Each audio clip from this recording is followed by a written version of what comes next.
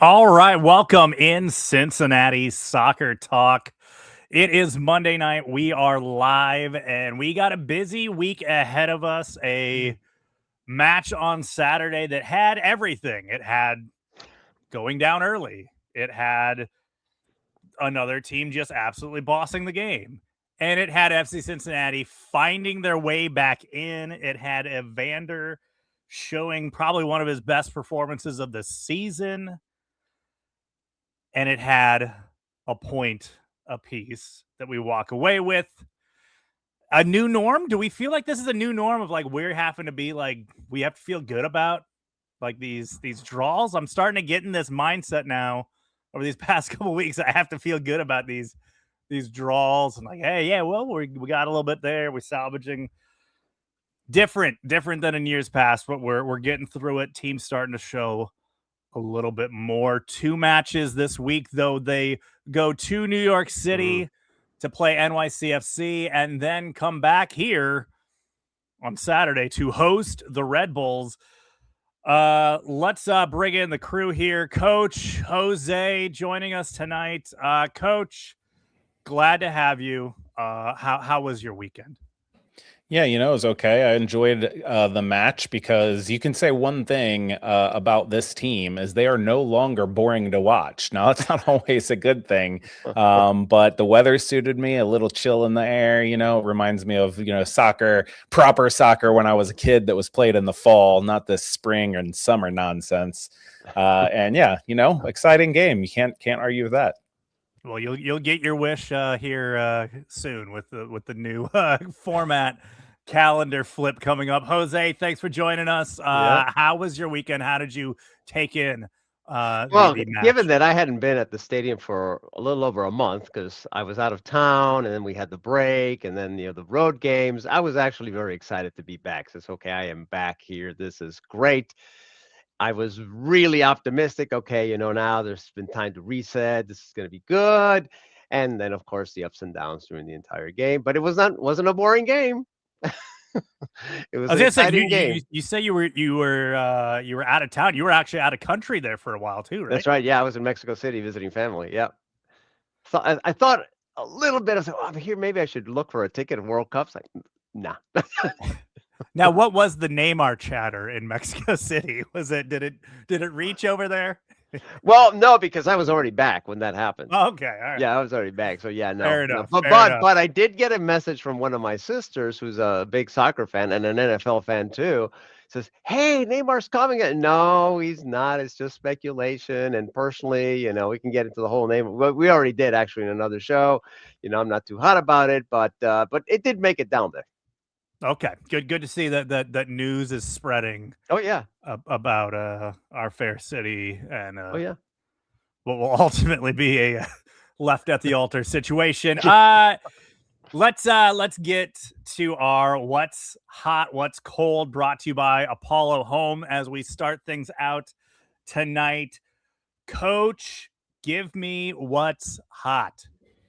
I think the kids are looking real hot right now. I'm thinking Kenji and Gidi. I'm gonna start a thing. He's Kenji the kid and Bomadem. I thought Sammy Gidi was both of them were really good. I thought Dado made a difference when he came on, even though he did miss the chance that could have won them the game. Ender might have been kind of the best, most consistent player on the pitch. So the young guys on FC Cincinnati they're doing all right. Yeah. Jose, what's hot? I think the more chance creation. I mean, one of the things that we complained a lot about last year was, they're not creating enough chances. And we've seen a lot of that. Now, the finishing still needs much to be desired, but they are scoring. They're creating chances. I mean, there are more moments where you're at the seat of the edge of your seat saying, here it comes, here it comes. So I think that's a good thing. That to me, that's the hot take right now so far. Yeah, no, I agree with you there. Yeah, I think I'm kind of joining in with kind of the obviously it's the what hot, it's the positive part of the show, but I'm jumping in with that. Is I said it at the top of the show. I think Evander had probably one of his best matches of the season. Yeah. And I know there has been some argument about certain matches, if he was really there, if he's just okay, he's not on the ball, but he's doing the little things. He's not doing the big moments. This kind of had it all, and most importantly, he got off the schneid, if you will. He got his goal. He is now registered a goal in this MLS season. So hopefully that is the floodgates beginning to open for him, and we get to see a lot more of that. We'll take yours if you got them, if you want to put them in the chat. If you're watching this live, Coach, let's go to the cold. What's cold for you? Yeah, for me, what is ice cold is these so-called experts in the MLS atmosphere that give these takes. Mostly, I like hearing them, and I know some of these things are ridiculous. Like, I don't get upset about power rankings and things like that. But the thing that is bothering me most is these people out there that were hammering FCC last year, consistently saying like, well, they're winning games, but their underlying numbers are so bad. This team's just not doing good enough. And now those same people are saying FCC's defense is really bad, giving up too many goals, but zero mention of the fact that their underlying numbers defensively have actually been quite good. You know, sure, Chicago scored 3 goals on the match, but they averaged 0.06 XG per shot outside of their penalty kick, according to Nate Gilman and his fantastic Substack. So Nate is exempt from this. I would call him an expert. I'm talking about the talking experts more than the writing ones. I was ready for you to start naming names. I was getting excited. Had my red pen out and just who's going on the list. All right. That is our what's hot, what's cold from Coach Jose. Give me your cold. What is the thing that is not so great? In a nutshell, I think the back line and the midfield still need a lot of work. I mean, the chances that are being created are because the midfield doesn't disrupt play or turns over the ball, and then the back line has to scramble. So to me, that it's the core one. It still needs work. Those two lines either not working together or there's something going on in the midfield that is just letting too many chances through. I do have an honorable mention though. A guy by the name of Malik Badawi. The ref from last night. Look, he was bad all around. I'm not saying that he benefited one team or the other. He was bad all around. He lost control of the game, and we should have expected that, right? Because somebody actually floated a stat before the game of how many yellow cards on average the guys produced, and he was right up there, right on the average. So, yeah, Cincinnati, had at least four, something like that. Yeah, Chicago had 3? Yeah. I mean, he was dishing them out. Yeah, he was. Yeah, I agree with you. And I think the frustrating thing with him was not just it was the inconsistency. Like there was passages of play where he was just letting everything go. It was jail yard rule, and just anything was happening. And then all of a sudden a switch would flip with him, and it was just the littlest things. He was right on top of it. It's like we need move the ball 2 more. Yeah, move the ball 2 more inches. It's like, give me a break, man. Just go. Let's throw up. We got Jay Yates putting in the comments here. I can't bring myself to do a hot and cold, but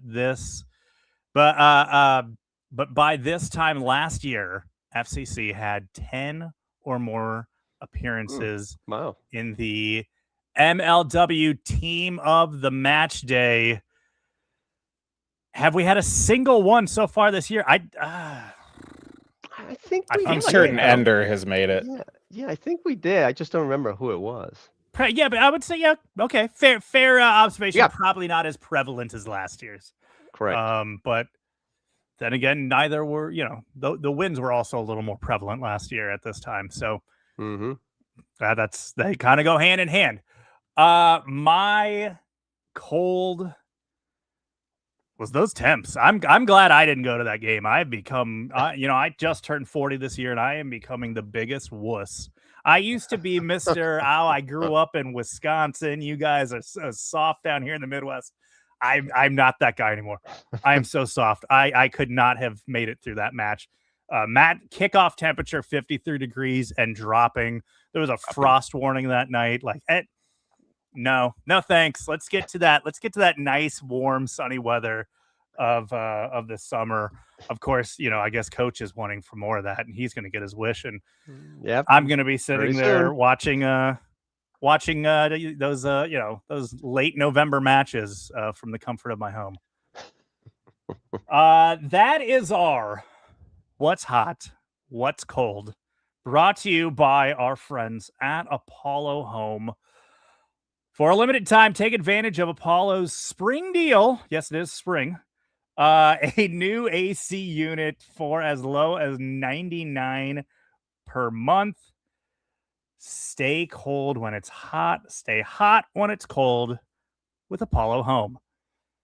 All right, let's get into the match. Your final score: FC Cincinnati 3, Chicago Fire 3.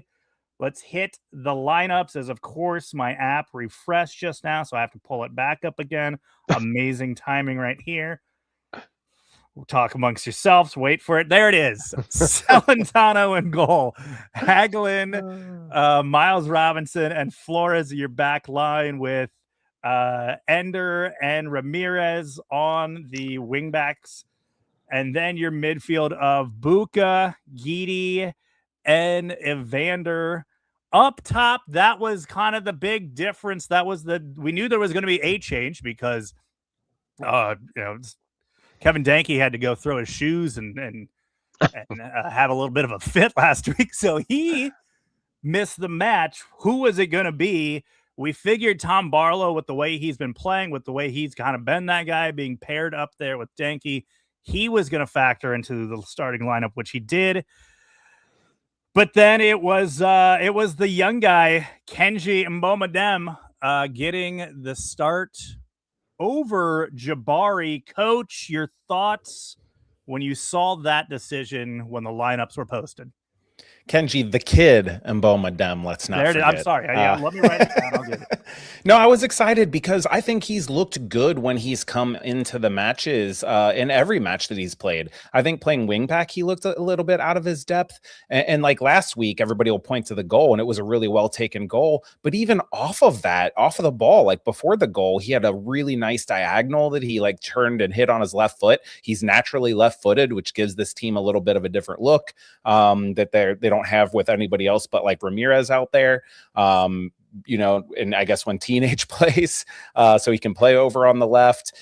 In this match, if you watch in the 46th minute, the play that leads to him hitting that flick header that almost went in, he drops in, gets on the ball, turns inside, and then drills a laser pass like a foot off the ground, like 40 yards or 50 yards onto the foot of Ramirez, who then moves it on to Evander. And it happened so quick, it put Evander into a 1v1 situation, which allowed him to get in and cross back for Kenji, who was on his bike back in the box. And it's plays like that that leave me thinking, not that he should be starting every match, but I just want to see him getting consistent minutes, 15, 20 minutes a match, and spot starts here and there. I love the fact that you mentioned he did get a little bit of he had that moment where this year where he had to play a little wing back, and this is Noonan ball where everything's a wing back and everybody's a wing back. So that's a long depth chart there at that position. Jose, your thoughts as you saw this one. Obviously, this was the big change. This was what we were all kind of wondering what was going to happen. Yeah.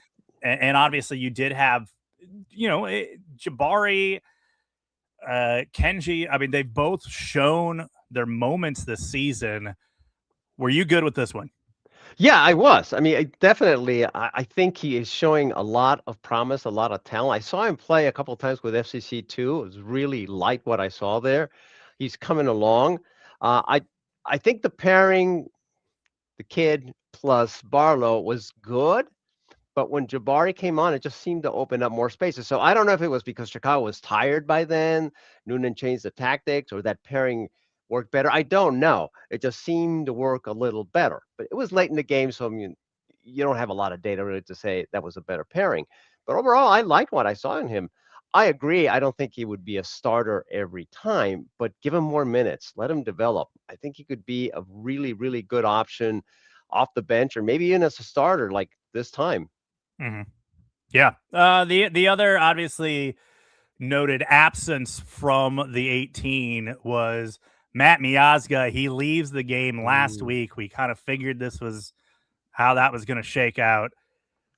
Frustrating is that obviously he has battled injury throughout his FC Cincinnati career, and it seems to be continuing. Especially when this is a position where you not only you can talk about the financial fact of you spend money. They spend a decent amount of money on this back line, and to have one of your main guys there continually having these injury issues, that's frustrating. But also, we've seen that difference that Miazga can bring just from an attitude and a leadership standpoint when he is there, for better and for sometimes for worse.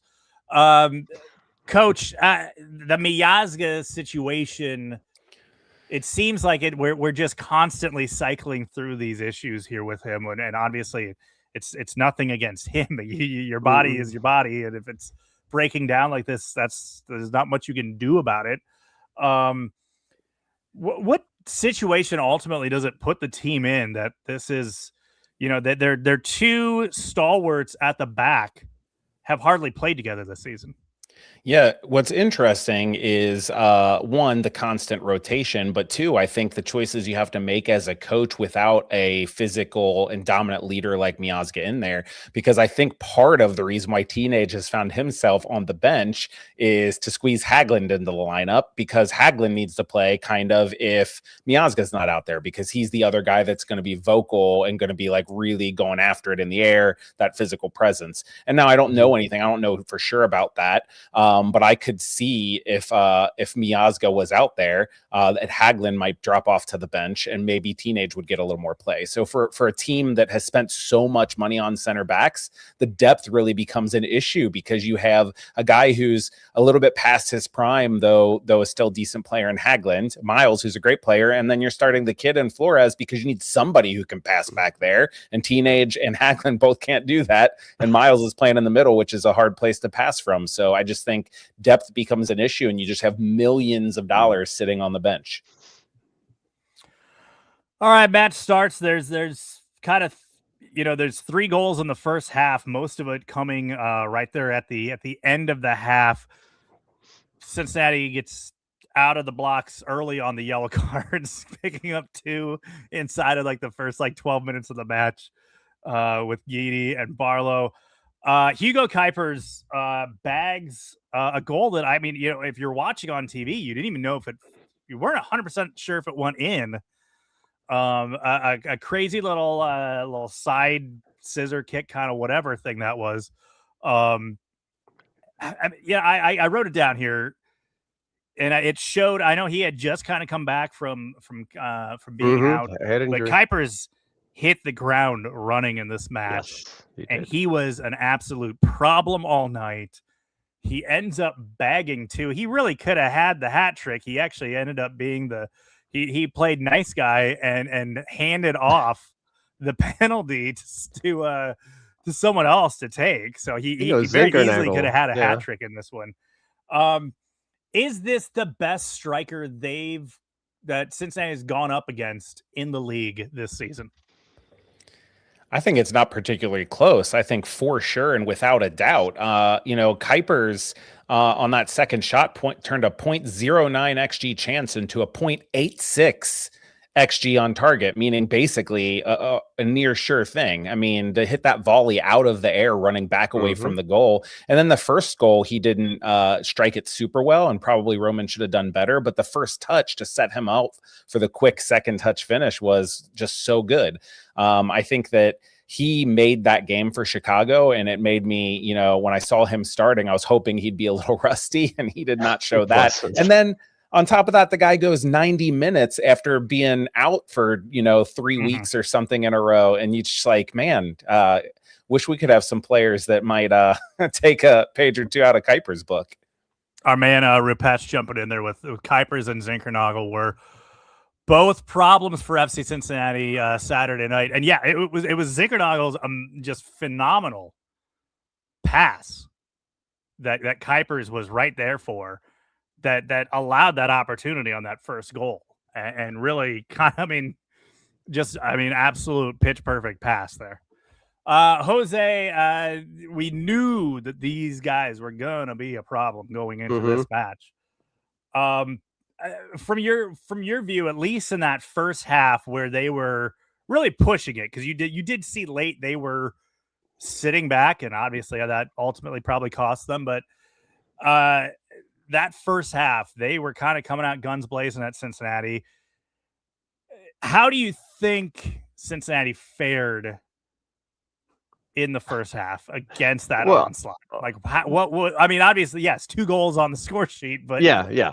Beyond that, Well, I think we let them take the initiative, and this team, it has this problem now for a while, but this season, I think it's been a little bit more obvious that the intensity is not there from the beginning. We let the other team kind of take control, set the pace, if you will. They held up well. I mean, considering that, it was 2 goals, but one was a PK. But both of those goals came because there were turnovers in the midfield. I mean, mistakes, ball turned over, let the play run. And again, they were dictating pace. So from where I was sitting, I think, we're letting these guys just, set the pace. When is that intensity going to, when is some Matt Miazga is going to get on the pitch and say, hey, we can't let they're good. They're a good team. They're a very good team, but we have the talent here on the pitch to fight back. And I think that started happening in the second half. But in the first half, we pretty much let them set the pace. I think we should have been 1-1 at the end. It was a little bit unfortunate that we had that PK, but these things happen. Yeah, so the PK does happen right before halftime. It was it was 3 minutes of stoppage time that ultimately turned into like 7. But you had the penalty comes from Guidi basically kind of going through the back. Yeah, he did.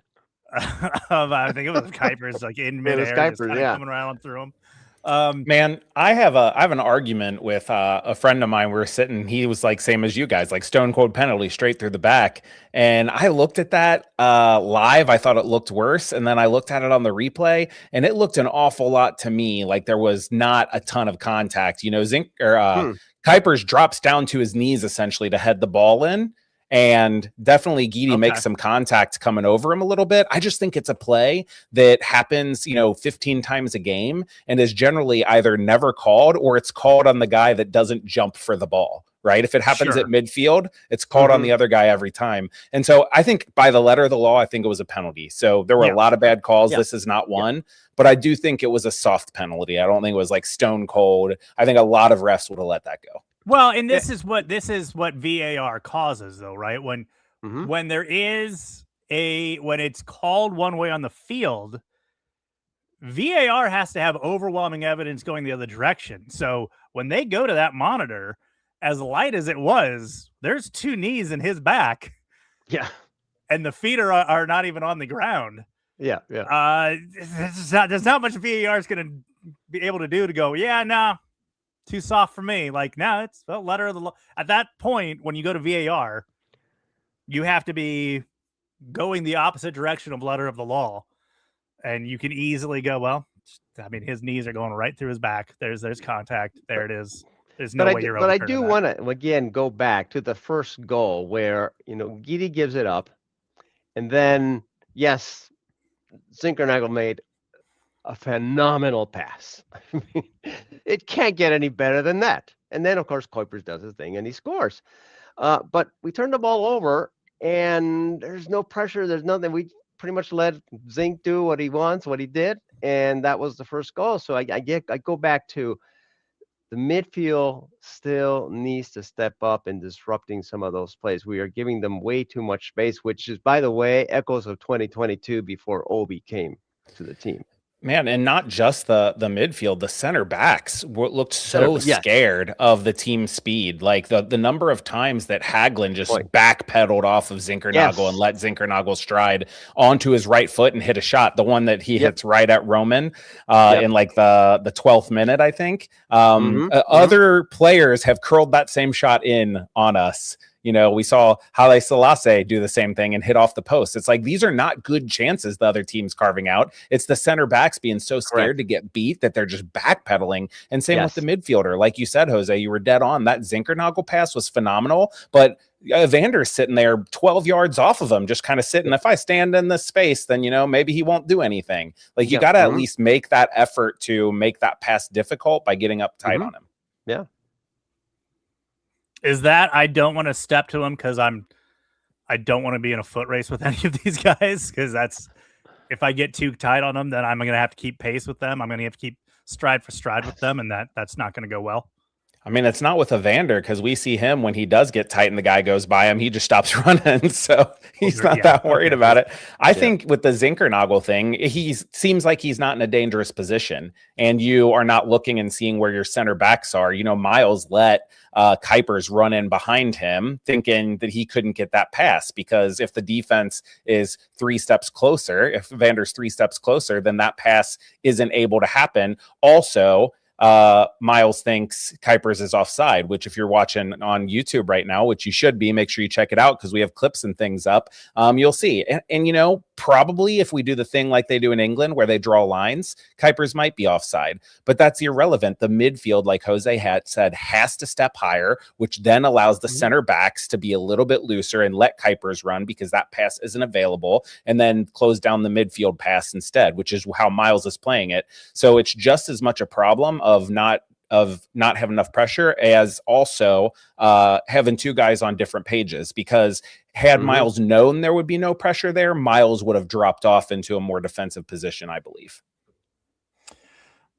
Second half, right out the gates, it's that man again, Kuipers, just hitting kind of just a funny little ball as it kind of does its little hook and squirts right in there in the far post past Roman, who I think he was even caught off guard just slightly by the fact that it was kind of curving back in. And I think right off the foot, it looked like it was probably going wide, but that thing had eyes and got in there. And then at that point, it's 3-1. And I don't know. Yeah, I was, again, I can't handle being out in the cold, so I was not at the game. I can't imagine the vibes were too great in the stadium at that bad. At least the section where I was there, we were all, oh man, I mean, really? I mean, come on, guys.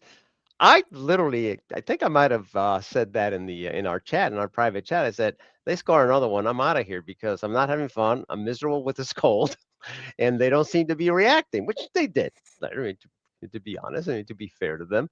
But yeah, at that point, it's like, what's going on? I mean, guys, right out of the gate in the second half, you're down 2 now. Yeah, but, certainly. And I'm sorry. But again, they let these guys make the play. There was hardly any pressure in the midfield. And it was unfortunate, the header that Miles did. I mean, he tried to, but, you know, instead it just went straight over to Kuipers.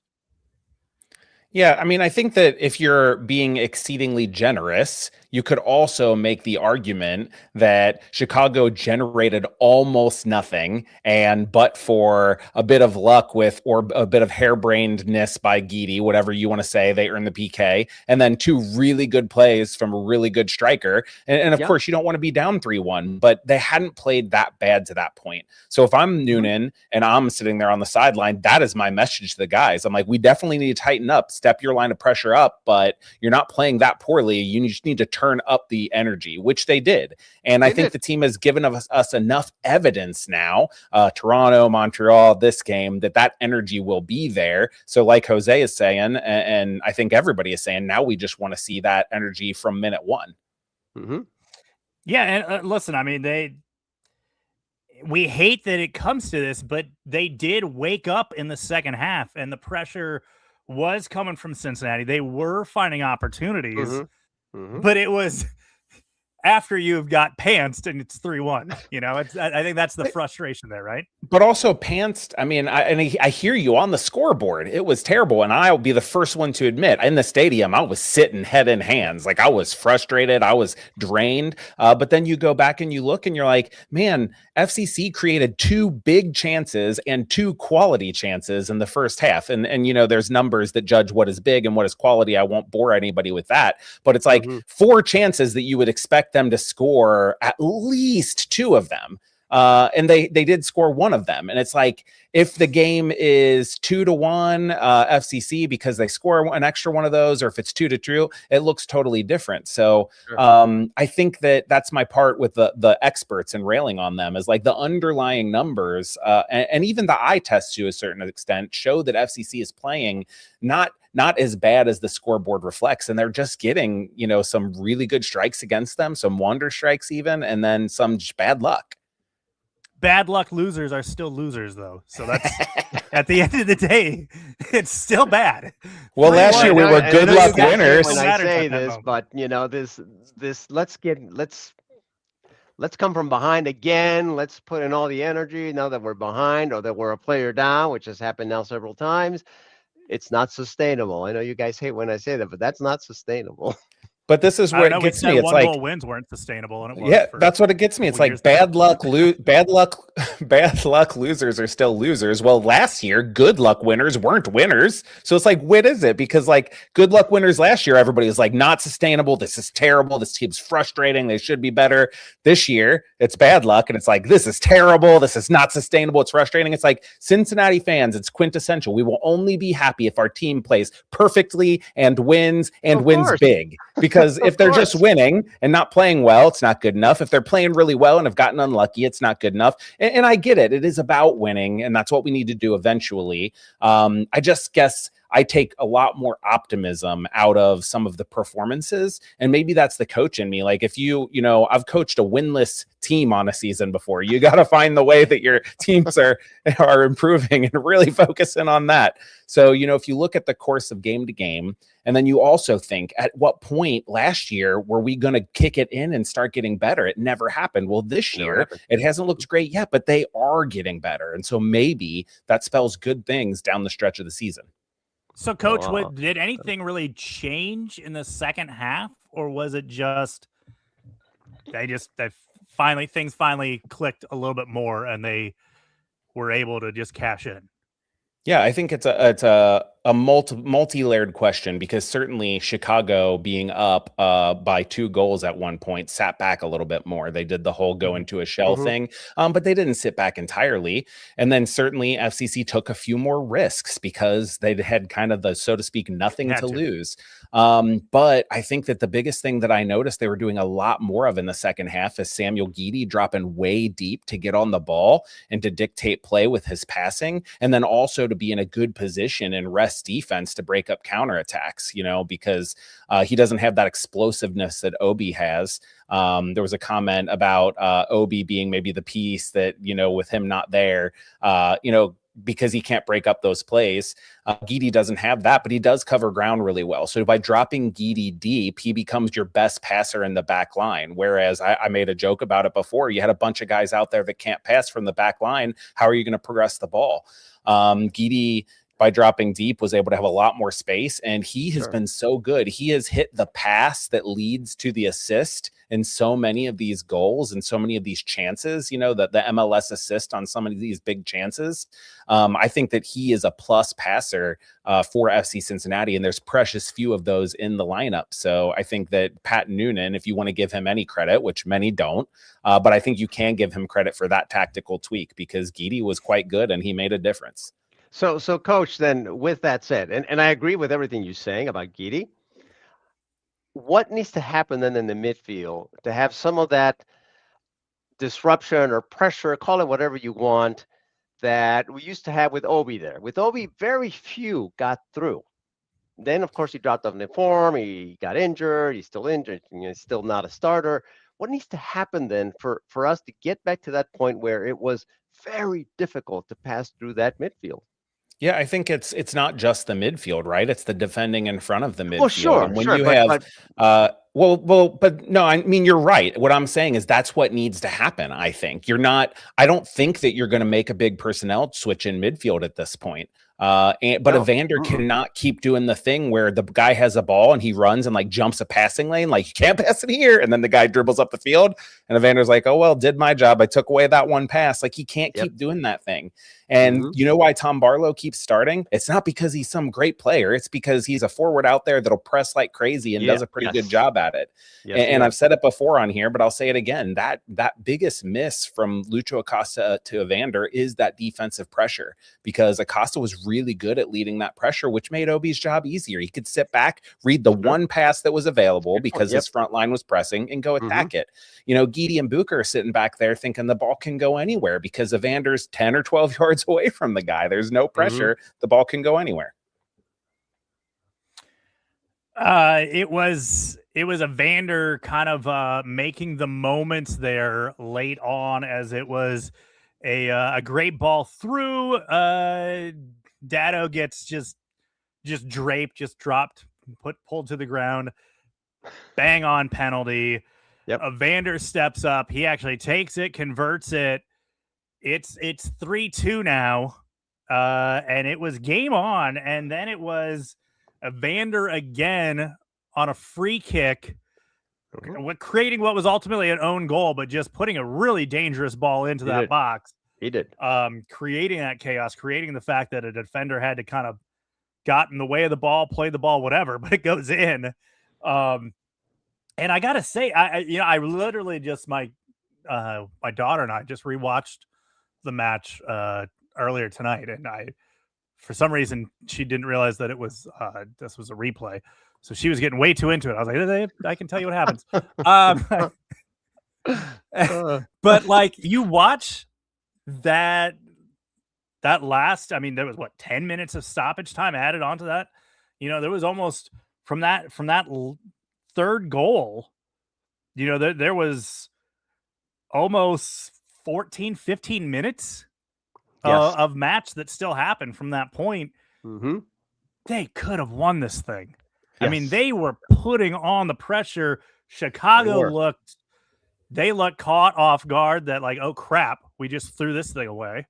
Yeah, FCC had three huge chances to score. You had Teenage on the diving header. You had Jabari on the really good pass where Evander shields the defender off, and everybody was like, there's a foul because he got in the way. Yeah, right. And then obviously Dado's chance where I don't know what he was hitting that ball with, but it wasn't his foot because it went way too soft. Like, he like blew on it to try to get it in the net. I don't know. Yeah, he pulled the sand wedge on that one, and he needed to kind of he needed to punch that thing.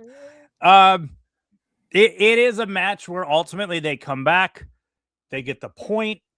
This is once again a match where they have not looked great at points, where they have allowed the other team to dictate, but where they didn't give up and they fought back. And I think, you know, we can get coach can get into the tactics, which I'm just the Winona Ryder meme. Anytime he's doing that, this is all foreign language to me.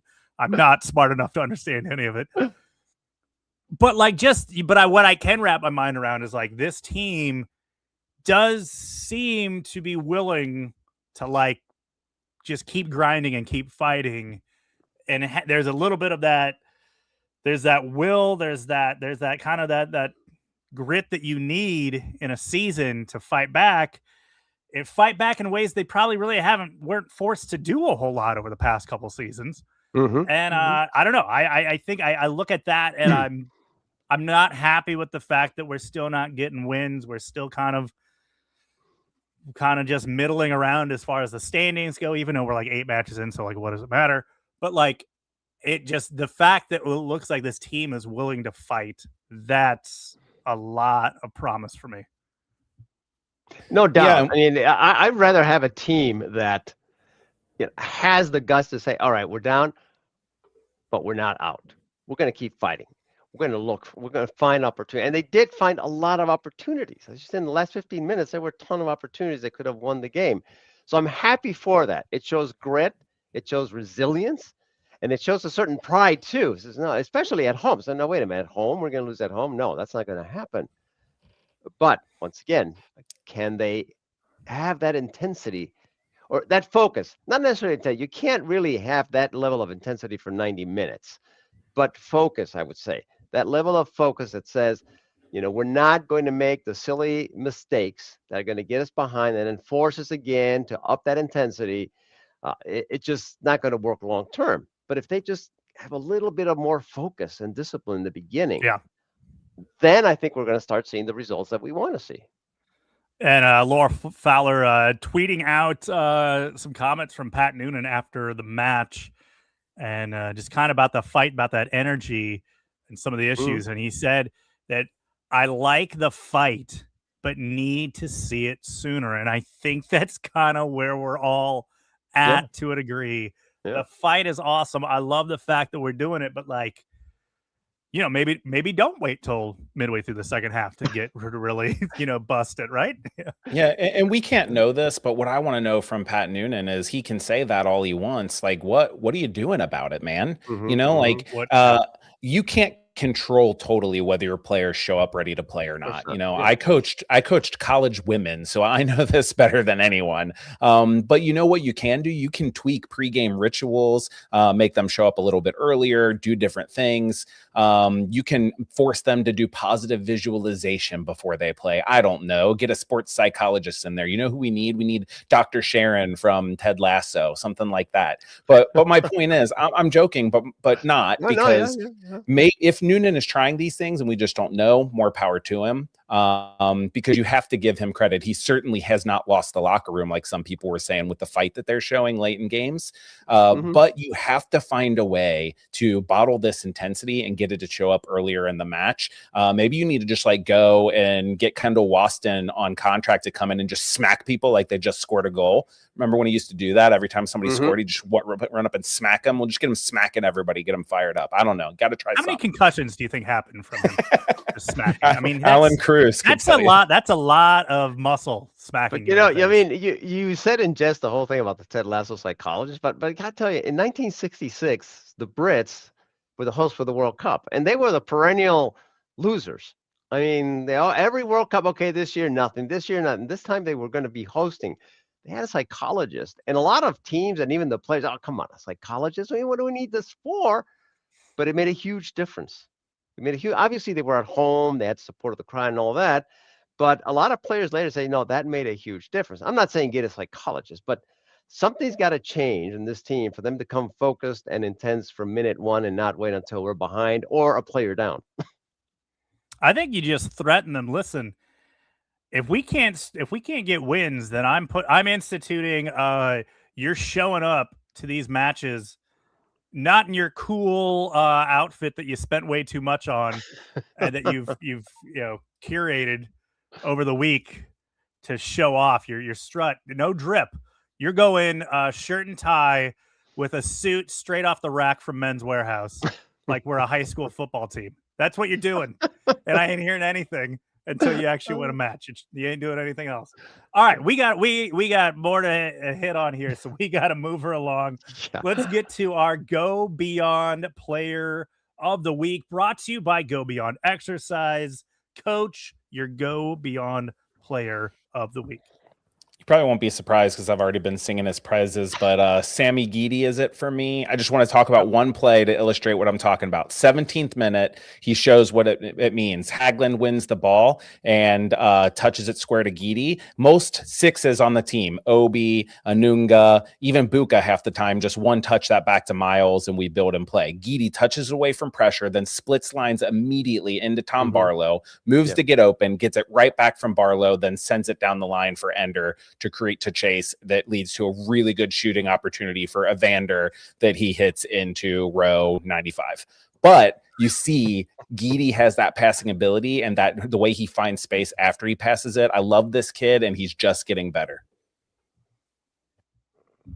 Jose? Well, probably no surprise.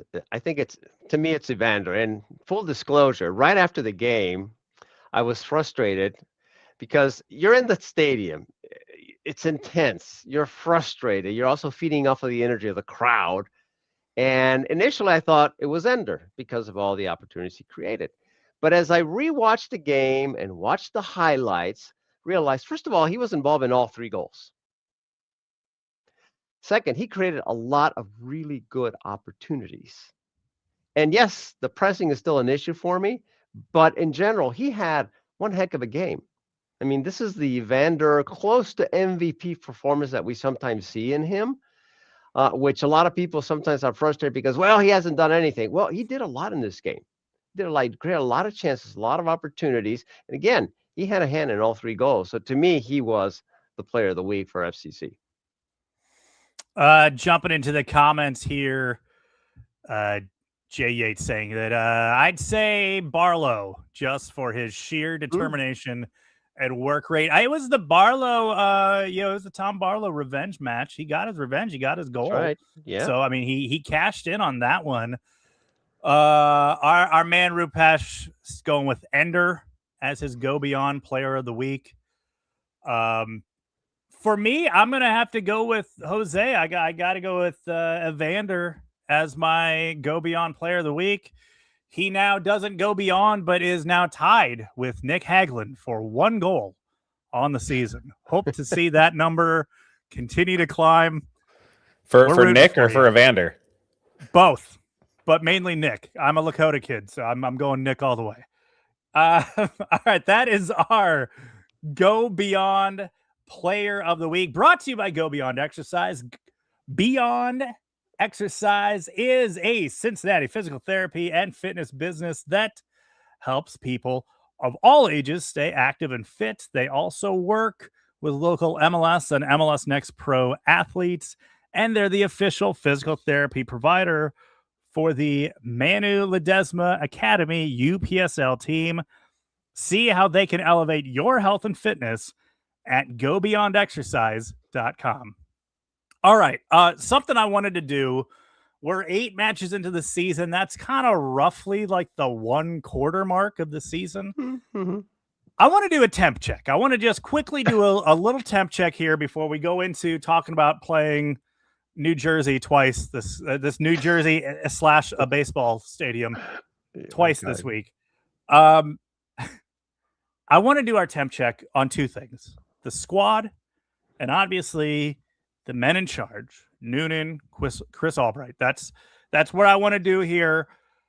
Jose, I want to start with you. Temp check on the squad. I'm lukewarm, and for all the reasons that we've already talked about. You know, the intensity only seems to kick in when we're behind or a player down. We keep making mistakes in the midfield that lead to either really good opportunities for the others or just plain scores. So in general, I mean, the team has a lot of talent, but between the lack of intensity and the mistakes being made in the midfield and the back line too, kind of lukewarm. Now, there are more opportunities being created at the front, and that's good. In the final third, we're seeing more and more opportunities being created. We just need to be better at finishing them. Coach, your squad temp check. Yeah, it's funny because I'm going to go with cautiously optimistic, which I think is just the optimistic way of saying lukewarm, maybe, because, it's cautious. But all the things that Jose said, I hear, and I think those are good things. The one thing I vehemently disagree with is giving up good opportunities. Like, we did not give up any good opportunities to Chicago. I mean, there were a couple, but they buried their not great opportunities was the thing. None of the chances other than the PK that they took were like really fantastic opportunities, like we saw the team giving up in the early matches. So, I am a nerd, so I keep my own stats where I compare kind of with strength of schedule, and using my metric that FCC are 4th in the East in non-penalty XG differential, which again, game's not played on a spreadsheet, mate. I know all that, but even the eye test, like the reason why I do that is to back up what I'm seeing. I think they look better and better. They're doing the things it's going to take to win games. And certainly the luck might not ever fall their way, and they might not win these games, but you have to believe that finishing will come. Kevin Danke, Evander, these guys are not schmucks. Like, they're going to put the ball in the back of the net. I wouldn't be a bit surprised if Evander still has 15 goals on the season and they just all happen when we really need them down the stretch, instead of last year where he had 18 goals but didn't score in like the last 4 or 5 matches or something. All right, let's go temp check now on Noonan, Albright. These are obviously, you have Chris making the moves, building the roster, and obviously it's Noonan's job to then take those pieces and make it work. Coach, temp check. Oof, this is the one where I feel much more divided because, obviously, like when you talk about Albright and the squad construction, like I love Geedy, he's coming good. When you talk about Noonan, you got Kenji, he got the chance at a start. I like that. I think the Ramirez signing is looking better each game, but also this team has no viable second threat. If you have Tom Barlow starting every game for you, you are not a serious team challenging for silverware. This is, Chicago's Tom Barlow that they just let him walk because, they're like, we don't need you, bud, you're fine. You can go. This team doesn't have a backup left wing back, like at all. It's probably going to be Kenji and Bomadem, I would guess, next week, but he is not a wing back other than, as Lance said, everybody's a wing back on the team. So whatever.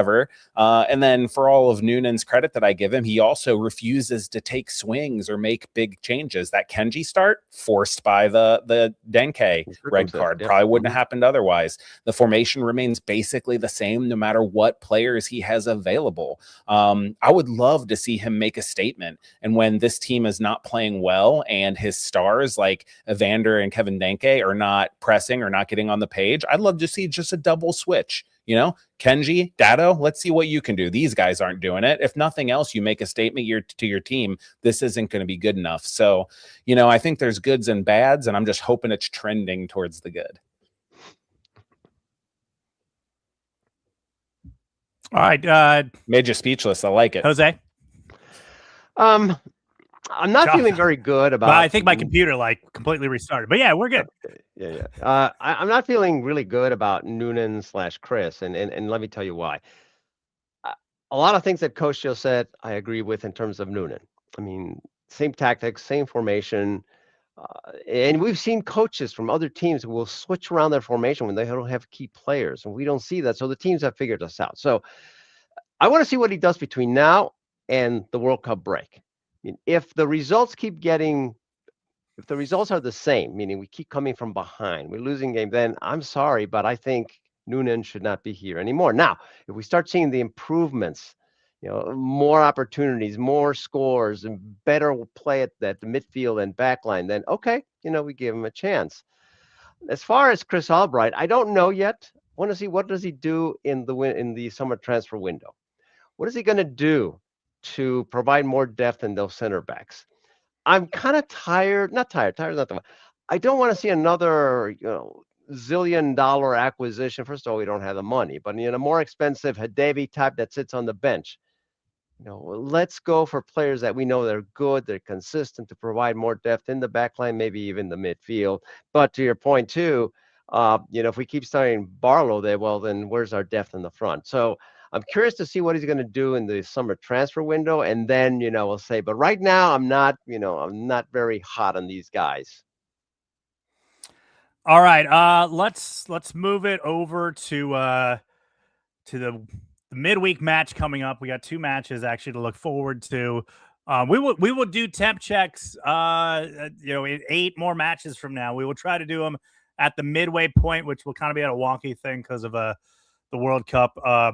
But we will go back to these temp checks throughout the season to see where we find ourselves as we move along.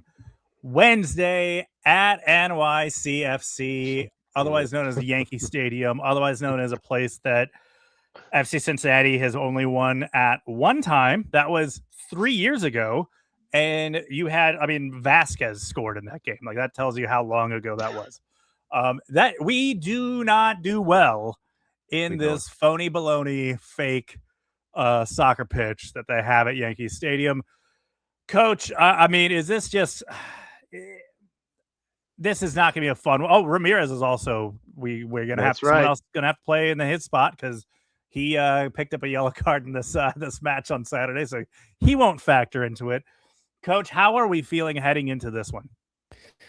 I mean, I hope to continue to see the team make strides in the ways we've talked about. But the thing that worries me is I don't see a whole lot of wins necessarily coming up. I mean, these are tough matches, and the way that the fans are already turning on the team because it's never good enough, I just can't imagine. Like, if you think about at NYC, then you play Red Bulls, who are up and down but have had already kind of owned us once. Then we are at Chicago, at Charlotte, and then we get to play Miami. I mean, it's like game after game, these teams that are on the upswing. So I am going to continue to look for those improvements that I've been looking for, and just hope that if the team doesn't get 2 wins in the next 4, the city doesn't melt down. Jose, are you feeling the same dread? I am. I mean, like you said, we haven't beaten New York in God knows how long. We never do well when we play there. They're just 3 points ahead. I mean, it's like, oh man, we beat them. We'd be tied with them. Yeah, but we just don't do well against these guys. And that field, my God, I mean, it's just the combination of all of that doesn't make me feel warm and fuzzy. Red Bull, they're also 3 points behind us, by the way. And they have a worse goal differential than we do. So, there's hope there. But what style is Red Bulls playing this year? I don't know. I mean, are they still playing the anti-soccer? I don't know. Again, I haven't been paying attention. But we know that this team struggles with high-pressing teams. We seem to have gotten better this year, but we still struggle with teams that press us high or even down in the midfield, in the all over the place. We just, for whatever reasons, we have a tough time breaking those presses. And if Red Bull still presses, it's not going to be a fun game. So I'm not looking forward to the next 2 games. And then the followings, of course, are going to be even tougher games. So I think there's going to be a lot of frustration here in the next few weeks. Point prediction for the week, Coach. I think 3. I think that we lose on the road at NYC, but I think that we win big against Red Bulls. I know I said that I was a little bit worried about them because it could go either way, but with how open they play and playing at home and having already seen it once, I think FC Cincinnati is going to have a better time adjusting than the children that they're rolling out. And then also, children being rolled out into an environment like the Teak with the Bailey, and that, I think the fans can really make a difference there too. So I'm looking for a rare, elusive multi-goal win on Saturday. Jose, I'm with Coach on this one. Yeah, I think we'll lose on Wednesday. I mean, I'm prepared for it, and I think we will beat Red Bull here. Yes, I am a little concerned. There's a lot of ups and downs with Red Bulls, but I think we're going to catch them on a down.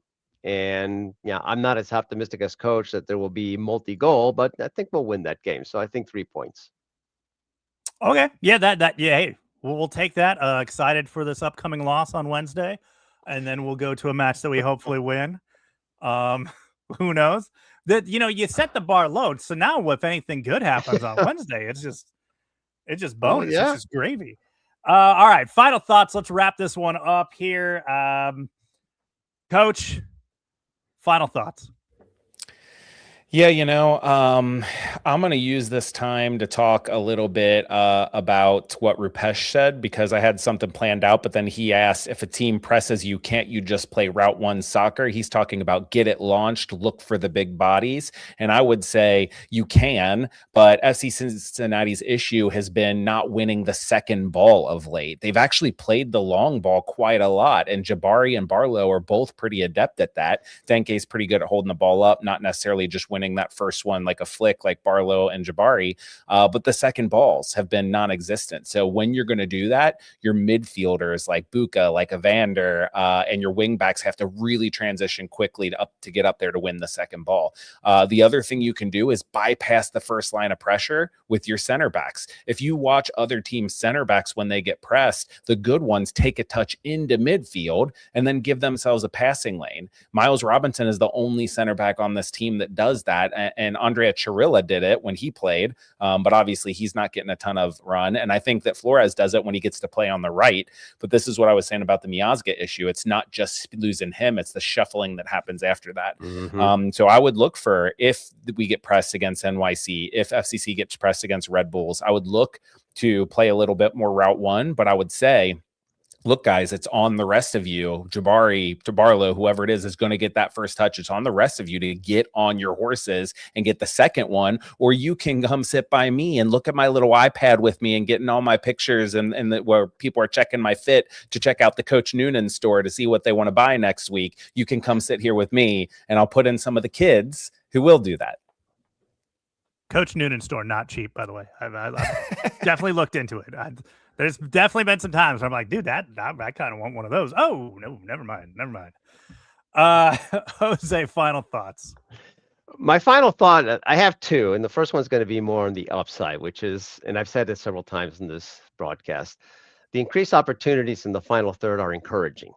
I mean, they seem to be getting better and better. They seem to be clicking more and more. There's still a lot more clicking to do, but that's encouraging because the more opportunities out there, the higher the chances then more goals are going to go in.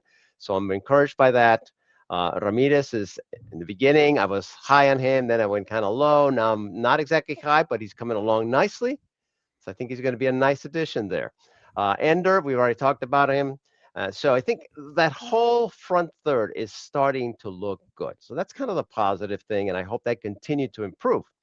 Now, the two things that I want to mention, I've already mentioned them here. Again, the midfield still not disrupting or interrupting play, and still, I think, a lot of turnovers there that are causing the backline then to scramble or not be ready.